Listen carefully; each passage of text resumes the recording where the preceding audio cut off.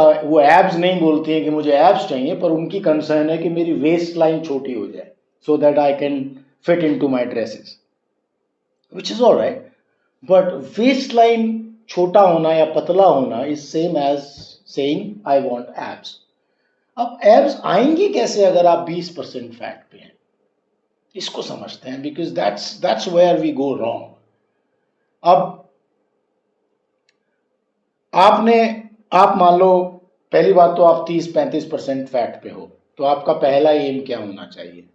Abs होनी चाहिए आपका पहला एम, या आपका पहला एम होना चाहिए कि यार मैं 20% फैट पे ले आऊं उसको? ऑफ कोर्स 20% फैट पे लाएंगे आप। वो तो 8 पे आ रहा है एब्स, तो उसको छोड़ दीजिए, वो बहुत दूर है, बहुत दूर है अभी।